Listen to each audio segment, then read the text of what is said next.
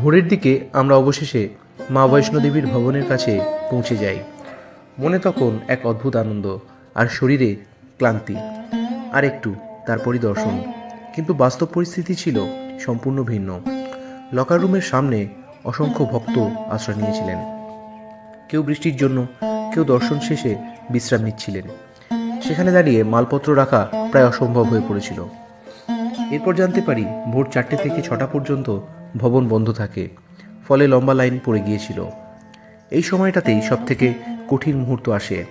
আমার ছোট ছেলে অরিঞ্জয় তখনও 2 ঘন্টা লাইন দিয়ে দাঁড়াতে হবে জেনে প্রচণ্ড ক্লান্তিতে কাঁদতে শুরু করে।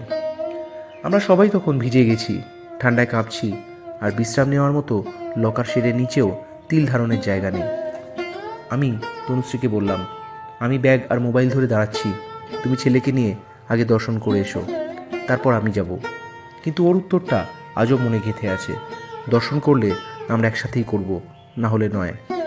সেই মুহূর্তে বুঝলাম দর্শনের থেকেও পরিবারের একসাথে থাকাটা হয়তো আরও বেশি জরুরি। সব পরিস্থিতি বিচার করে, ছেলের শারীরিক অবস্থা, প্রবল বৃষ্টি, ঠান্ডা, ভিড় এবং বিশ্রামের অভাব, আমরা লকার রুমের সামনে এক কোণে বসে পড়লাম।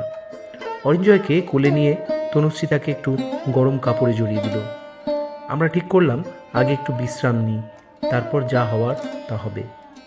ধীরে ধীরে বৃষ্টি কমলো, আকাশ পরিষ্কার হতে শুরু করলো। দিনের আলো ফুটতেই পরিস্থিতিও একটু স্বাভাবিক হলো। তারপর সুযোগ বুঝে আমরা লকার রুমের মোবাইল, ব্যাগ ইত্যাদি রেখে দর্শনের লাইনে দাঁড়ালাম।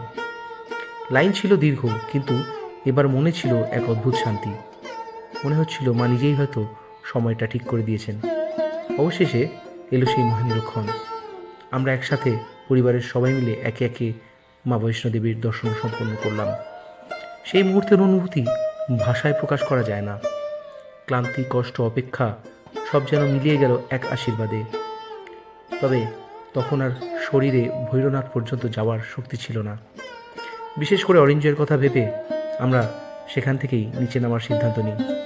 মনে শুধু একটাই তৃপ্তি, মায়ের দর্শন আমরা একসাথে করেছি, আর সেই আশীর্বাদ নিয়েই ফিরে এলাম।